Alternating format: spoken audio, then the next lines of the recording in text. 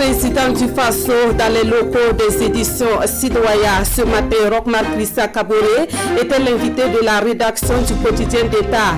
Un invité spécial qui a également touché du doigt les réalités de Sidoya. Avant cela, hier soir, le président du FASO était en direct sur la chaîne au cœur des grands événements. Nous parlerons de ces deux sorties du chef de l'État dans quelques instants. Et puis ces sorties médiatiques du président du FASO interviennent à quelques jours de la campagne électorale. Les différentes parties prenantes s'engagent à bien se comporter sur le terrain pour que ces élections soient apaisées. Ils ont signé un code de bonne conduite cet après-midi. Ambiance et réaction à suivre dans quelques minutes. Et puis à l'étranger, Emmanuel Macron est sous les feux de la critique dans les pays arabes. Au nom de ces pays, la Turquie, dont le président met en doute la santé mentale du président français. Tout est parti des propos tenus par le président français à propos des caricatures du prophète Mahomet. Actualité à suivre en fin de journal. Mesdames, Messieurs, bonsoir. Merci de nous suivre. Cela dit, c'est un invité spécial que la rédaction des éditions Sidoya a reçu ce matin. Cet invité, c'est le président du FASO, Roch-Marc Christian Kaboré. Au terme de l'entretien avec les journalistes, il a visité les locaux du quotidien d'État. Roger Kam et Zalissa Sranfo. Un invité spécial à la rubrique l'invité de la rédaction des éditions Sidoya. Le président du FASO, Roch-Marc Christian Kaboré, au journal de tous les Burkinabés, il se soumet à l'exercice. Ça a été l'occasion pour moi également de faire le point de la situation nationale dans toute sa dimension, autant que cela était possible. Le président du FASO a l'invité de la rédaction. Une première, et les éditions Sidoya ont dit ici toute leur fierté.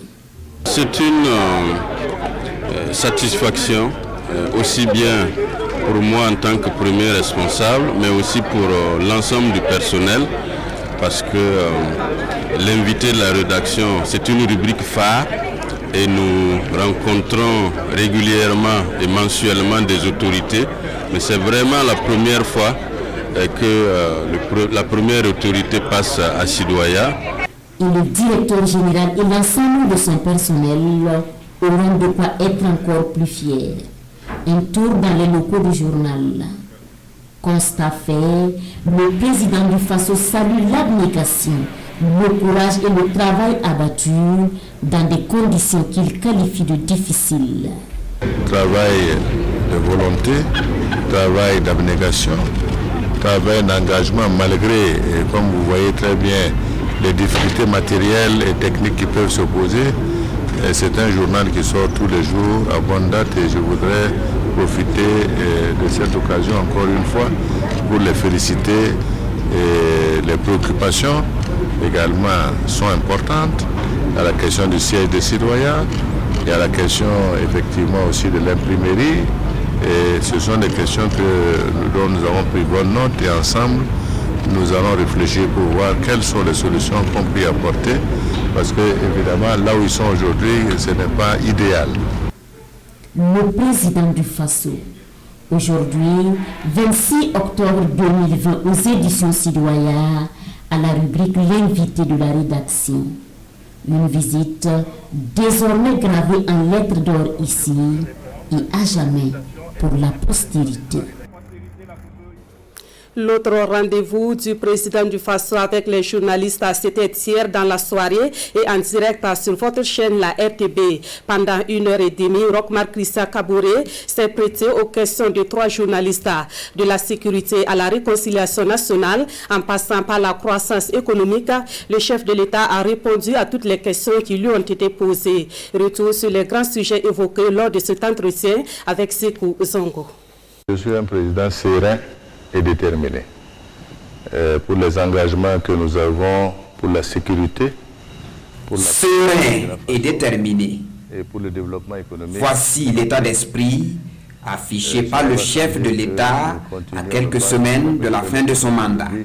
Dès l'entame de cet entretien, Roch-Marc Christian Kaboré donne le ton. Le mandat qui s'achève n'a pas été de tout repos. Attaques terroristes, front social, Covid-19, il a fallu composer avec l'adversité, mais les résultats sont là. en dépit de ces contraintes que nous avons eues. Je dois pouvoir dire que les efforts du gouvernement ont permis de réaliser des choses importantes dans tous les secteurs de la vie économique et sociale de notre pays. Cela signifie que si nous avions, je dirais, une situation de paix, je peux imaginer ce que nous aurions pu faire de plus. Véritablement, le gouvernement a mis le paquet pour que nous puissions faire déjà ce que nous avons réalisé. La situation sécuritaire s'améliore, foi de Roch Kaboré qui rassure, les problèmes d'équipement, de solde et de prise en charge des ayants droit des soldats relèvent du passé. Le président du Faso qui laisse ouverte la porte de la repentance pour tous les Burkinabés égarés dans l'action terroriste. Satisfait si pour le déroulement du processus électoral, tout le monde ne pourra pas voter, mais pour le président, c'est le réalisme qui a prévalu dans le dialogue politique. Parce qu'aujourd'hui, prétendre que sur l'ensemble du territoire nous pouvons réaliser des élections, c'est prendre des risques pour des populations, et comme vous le savez, les terroristes, ce sont des gens qui sont mobiles, qui se déplacent et qui parfois font, comme je dirais toujours, des frappes qui sont inopinées et non prévisibles. C'est pour cela que nous avons ensemble décidé d'adopter ce code, qui est un code, c'est vrai, vous me direz, il y a certains qui ne pourront pas certainement voter, c'est une réalité, mais ça représente grosso modo 3% de l'électorat. Je pense que dans toute situation, nous devons garder un sens du réalisme et une raison. Et je crois que nous avons tous, d'accord parti, convenu qu'il était préférable que nous puissions aller à ces élections-là. Si je suis réélu, il y aura un forum de réconciliation au premier semestre de 2021. Mais Roch Kaboré se défend. Cette annonce n'est pas un coup électoral. D'ailleurs, tous ceux qui ont des comptes à rendre devront faire face à la justice. Des efforts ont été faits dans tous les secteurs, mais sur l'appurement du passif foncier et l'opération 40 000 logements, le président du Faso concède que les lions peuvent bouger. Et enfin, sur la situation en Côte d'Ivoire, il ne doute une crise qui ne serait bonne pour personne et inquiète du sort des millions de Burkinabés qui y vivent. Nous suivons ça de très près et nous souhaitons en tout cas que les choses se passent bien et que la Côte d'Ivoire puisse sortir grandie. Dans l'actualité ce soir, les parties prenantes aux élections du 22 novembre s'engagent à bien se comporter sur le terrain de la bataille électorale. Partis politiques, regroupements d'indépendants, sociétés civiles, médias et acteurs de la publicité, tous ont signé un code de bonne conduite cet après-midi. Notons que le code de bonne conduite est une disposition du code électoral pour garantir des élections apaisées. Urbain Benit au sommet et Pascal Kané. Par ordre alphabétique, les candidats à l'élection présidentielle du 22 novembre signent le pacte de bonne conduite. Puis, les représentants des partis politiques de la majorité, de l'opposition politique, des partis politiques de l'opposition non affiliés, les organisations de la société civile, les représentants des médias publics et privés apposent leur signature sur le document.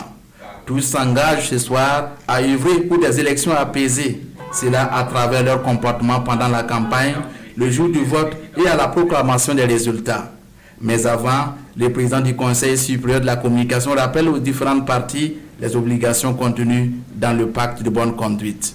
En souscrivant aux valeurs contenues dans le pacte de bonne conduite, vous vous engagez, et nous avec vous, à inscrire votre discours dans le cadre d'une saine émulation des idées, c'est-à-dire à faire la critique des programmes politiques et des propositions visant à améliorer la gouvernance politique, économique et sociale dans notre pays, à cultiver le respect mutuel et la courtoisie entre adversaires politiques et entre acteurs du processus électoral, à rejeter toute forme de violence et à accepter la différence, à privilégier le dialogue et la concertation en cas de différend qui naîtrait de vos rapports,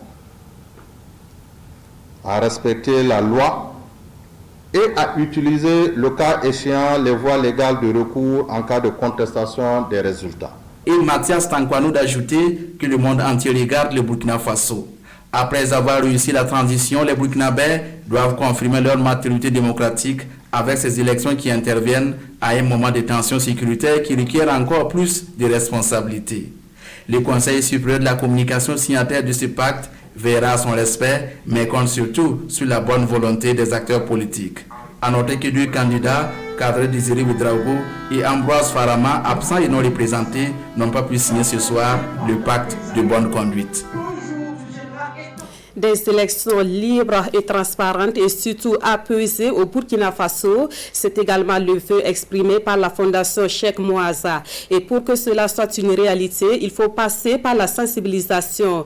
Et c'est tout le sens de la conférence publique sur les élections organisée au profit des populations du San Matenga. La dite conférence s'est tenue samedi dernier à Kaya. Pascal Tapsoba et Jacques Ouédraogo. La Fondation Cheikh Mouazza sensibilise les populations de Kaya pour une élection apaisée, libre et transparente. Le fondateur appelle les filles et fils de San Matenga à s'accepter mutuellement malgré leurs divergences politiques. Pour lui, les élections ne doivent pas être source de tensions sociales, surtout en ces moments où le Burkina Faso fait déjà face à de nombreuses attaques terroristes. Vu la situation actuelle de notre pays, ce que nous avons déjà, ce n'est pas petit. Si au moment des élections, il doit y avoir des dérives, ça sera pire. Donc on a organisé ça pour qu'il y ait des élections pacifiques. Les religions sœurs ont aussi répondu favorable à l'appel de Cheikh Mouazza Ouédraogo. La paix étant l'affaire de tous, la communauté chrétienne est venue soutenir l'initiative de la Fondation Cheikh Mouazza. L'affaire de la paix est l'affaire de tous, de toutes les religions. Et il n'y a pas cette religion au monde qui ne prône pas la paix. Et tous, nous avons besoin de cette paix pour pouvoir pratiquer notre religion. La Fondation Cheikh Mouazza entend poursuivre ses séances de sensibilisation au profit des populations. Elle compte toucher toutes les 45 provinces dans la mesure du possible.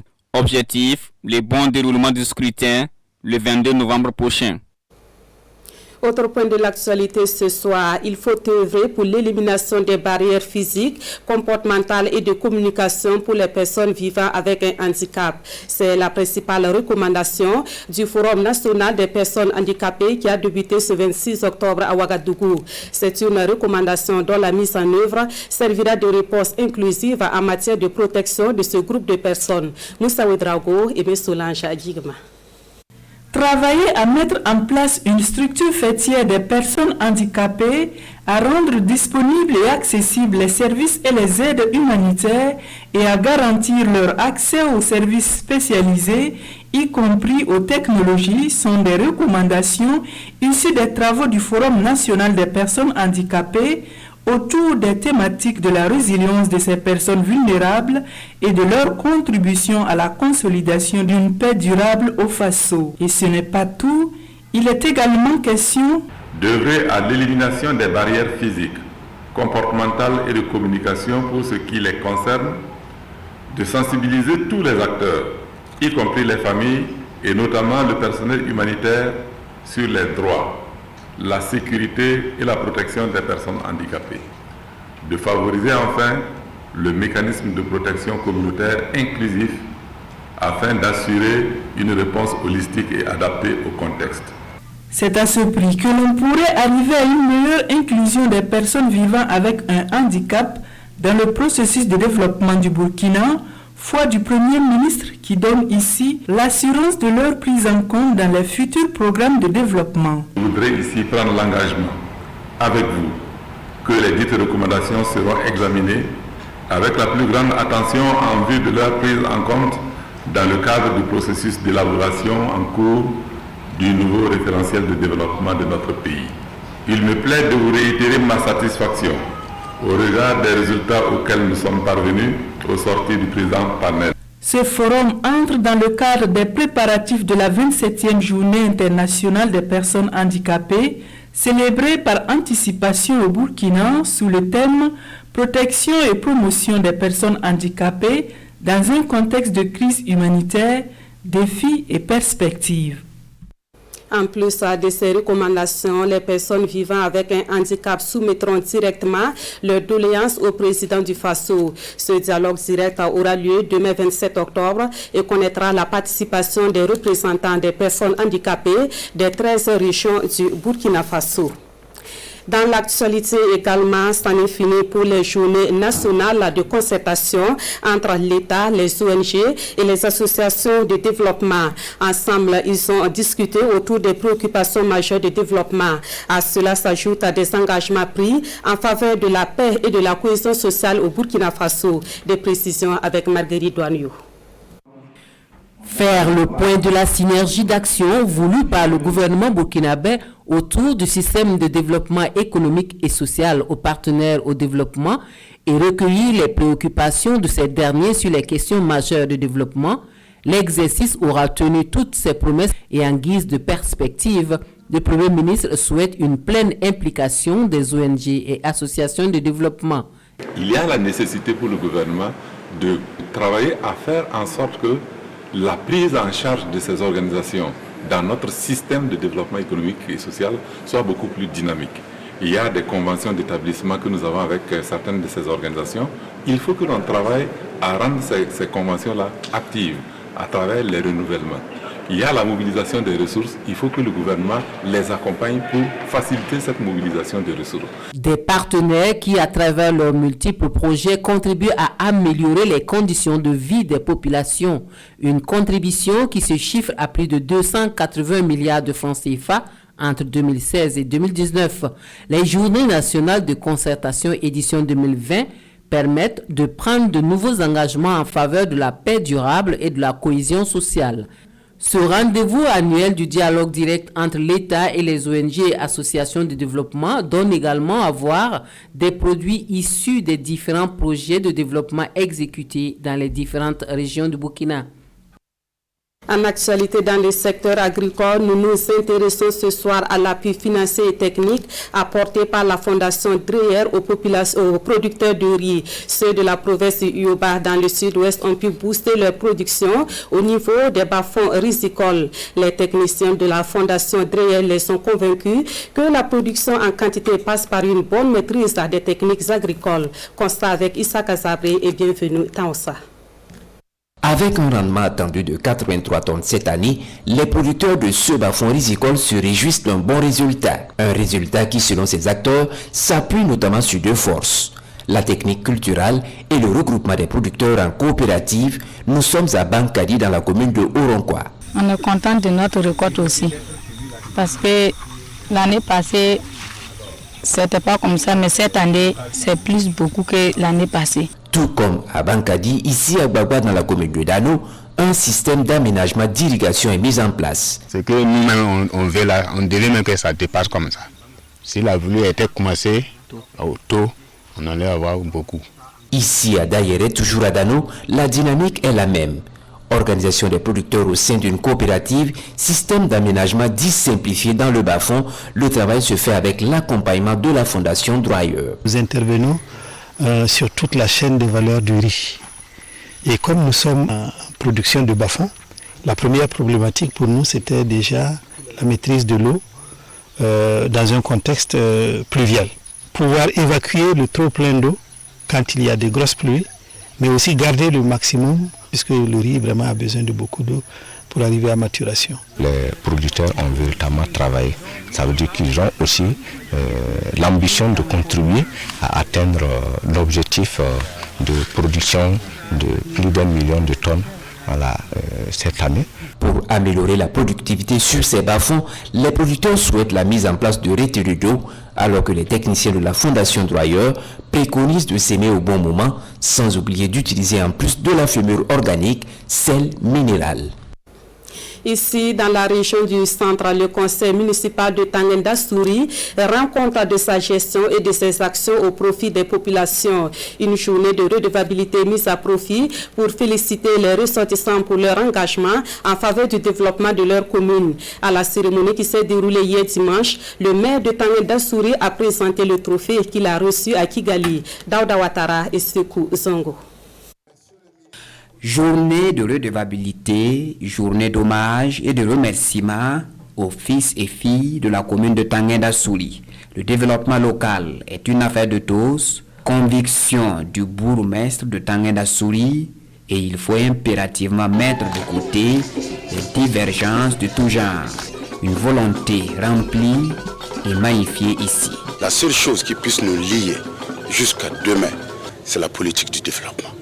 Malgré toutes les divergences, on n'a qu'une seule façon de faire avancer les choses. C'est seul, comme un seul homme, unis comme un tronc d'arbre, nous ferons de Tanguinda-Souri, en tout cas une commune émergente. Dans le cadre de cette commune, tout le monde doit apprécier le travail qui a été fait en 5 ans. Le maire a eu cette initiative de féliciter et de rendre possible justement cette cérémonie de redevabilité, mais également de saluer le mérite de tous les conseillers, quelles que soient les colorations politiques qui ont contribué à asseoir ce développement. Le développement local, c'est surtout les services sociaux de base, un défi en passe d'être relevé, selon le maire de la commune. Les problèmes récurrents comme l'eau potable, comme l'éducation, comme la santé, comme les projets innovants, comme l'assainissement, on ne peut pas passer à côté. Et ce qui est sûr, je crois que notre commune a fait de ces entités-là leur cheval de bataille pour que les habitants de Tanguinda-Souri comprennent que le chemin que nous avons pris ne va plus jamais s'arrêter. La preuve, le premier responsable du conseil municipal de Tanguinda-Souri est rentré de Kigali avec un trophée décerné aux 100 meilleures mains de la CEDEAO, prix africain pour le développement. En signe de reconnaissance au travail abattu, les conseillers municipaux reçoivent ici des attestations. Et la journée s'achève avec la pose de la première pierre d'une maison des chefs coutumiers. Retour ce soir sur la nuit de l'excellence dans le domaine de la recherche scientifique. Le grand lauréat de ce concours repart avec la somme de 10 millions de francs CFA. Et c'est un concours initié dans le but de promouvoir l'excellence dans le domaine de la recherche scientifique et de l'innovation. Les temps forts de la soirée avec Daouda Ouattara et Marguerite Douaniou. L'excellence dans la recherche scientifique récompensée l'espace d'une nuit. Plusieurs participants au départ, 2 prix sont décernés au finish après un travail du jury qui se veut très sélect. Le deuxième prix, constitué d'un trophée et d'un chèque d'1 million de francs CFA, revient à Étienne Bilougo. Le premier prix, composé d'un trophée et d'un chèque de 10 millions de francs CFA, est dédié à Mamadou Lamine Ouedraogo. On fait des recherches, c'est pour servir la société, mais ce n'est pas en espérant un trophée ou encore en espérant une récompense quelconque. Donc cette récompense vient comme une surprise et bon, cela pourrait davantage booster la recherche, cela pourrait davantage aider à avoir des ailes pour aller plus loin. Une initiative qui vise à promouvoir la culture de la recherche scientifique au Burkina Faso et à susciter l'émulation dans le dit domaine. Le ministre Al-Kassoum Maïga est satisfait de cette nuit de l'excellence. Nous sommes bien conscients que si on veut gagner le combat du développement, le combat contre le sous-développement, il va falloir donc compter sur les scientifiques, il faut compter sur les résultats de la recherche, il faut compter avec l'innovation. La question du satellite, c'est encore Norbert Zongo. Là, le prix de l'excellence, c'est encore Norbert Zongo. Je vais demander à mes autres universités de prendre la marche assez rapidement, mais je sais qu'il y a des chercheurs compétents partout. Cette fois-ci, évidemment, les critères ont fait qu'on n'a pas pu primer beaucoup de personnes, mais ça aussi, c'est ça la rigueur scientifique. C'est ici l'occasion de célébrer et d'encourager les résultats des chercheurs burkinabés et d'inviter les acteurs du domaine à plus d'initiatives et de créativité pour un développement futur. Nous évoquons à présent l'une des grandes manifestations culturelles qui s'annonce au Burkina Faso. Il s'agit des NAC, les Nuits atypiques de Koudougou, édition 2020, un événement qui est à sa 25e année. Malgré le contexte du Covid-19, les organisateurs annoncent plusieurs activités au programme des NAC qui se tiendront du 23 au 29 novembre prochain. Ils étaient face à la presse jeudi dernier à Koudougou. Des détails avec Maxime Zongo. Promouvoir l'offre culturelle, artistique et artisanale au Burkina en général et dans la région du centre-ouest en particulier, voilà l'ambition des NAC. En 25 ans d'existence, ce sont plus de 6000 artistes musiciens à travers 600 concerts qui ont été donnés à voir au public. Un bilan qualifié de très satisfaisant. Il s'agira donc pour l'association Benem Noma de regarder derrière elle afin d'interroger sans peur ni complaisance le parcours effectué, les difficultés qui l'ont jalonné, les succès engrangés, les bonnes orientations à conserver, les faiblesses à améliorer, les acteurs à impliquer davantage, les mauvaises pratiques à abandonner, les belles leçons à retenir. En somme, il s'agit de réaliser un diagnostic général de la vie du festival de 1996 à 2020. C'est un devoir pour nous de promouvoir notre culture, que ce soit difficile ou que ce soit pas difficile, il va falloir qu'on le fasse. Et vivre avec, ça s'appelle pour nous de la résilience, et la résilience, ça doit être enseigné de cette façon. Au programme, 6 soirées et concerts grand public, une soirée spéciale en l'honneur de tous les partenaires, une aire d'exposition, des ateliers sur le thème. Cette 25e édition donnera à voir sur scène 30 groupes artistiques venus du Burkina, de la Côte d'Ivoire, du Ghana et du Mali. Actualité à l'international, le torchon brûle entre la France et la Turquie et la plupart des pays arabes. La tension est née suite aux propos tenus par le président français sur la communauté musulmane dans l'affaire de l'enseignant décapité. Le président turc demande simplement à Emmanuel Macron de s'inquiéter pour sa santé mentale. Des images comme celle-ci pourraient se faire plutôt rares dans l'avenir. Recep Tayyip Erdogan enfonce le clou, comme il l'avait fait samedi, et malgré la vive réaction de Paris qui a rappelé son ambassadeur à Ankara, le président turc a de nouveau attaqué son homologue français, réitérant ses doutes sur la santé mentale d'Emmanuel Macron après ses propos sur les caricatures du prophète Mahomet.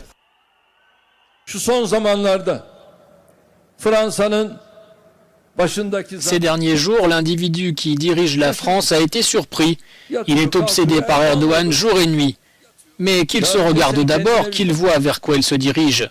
C'est un cas, et en conséquence, il a vraiment besoin de faire des examens de santé mentale.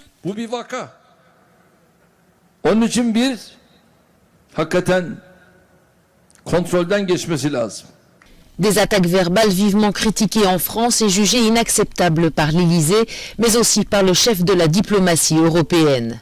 Des attaques qui font suite à la cérémonie d'hommage à Samuel Paty, professeur décapité dans un attentat islamiste à Conflans-Sainte-Honorine près de Paris. Emmanuel Macron avait alors promis que la France continuerait de défendre les caricatures. Le gouvernement français a dit aussi vouloir renforcer l'arsenal juridique afin de mieux lutter contre le séparatisme islamiste. Autant d'annonces qui, outre Recep Tayyip Erdogan, ont aussi vivement fait réagir le Premier ministre pakistanais. Dans un tweet, il a accusé Emmanuel Macron d'attaquer l'islam. Le président Macron aurait pu jouer l'apaisement et refuser l'espace aux extrémistes plutôt que de créer une polarisation et une marginalisation supplémentaire qui conduisent inévitablement à la radicalisation, a écrit Imran Khan. Depuis le discours d'Emmanuel Macron à la Sorbonne, les réactions s'enchaînent. Les appels au boycott des produits français se multiplient dans une partie du monde arabe. Samedi à Jaffa, près de 200 personnes ont manifesté leur colère devant la résidence de l'ambassadeur de France en Israël. Enfin, dans la bande de Gaza, ce dimanche, des manifestants ont brûlé des photos du président français. Et c'est la fin de ce 20h. Merci à vous qui l'avez suivi. À suivre à 21h, Intégral Foot avec Jérôme Sendrbengo. Et le journal de 23h vous sera présenté par Mounira Kéré. Merci de votre fidélité à la RTB.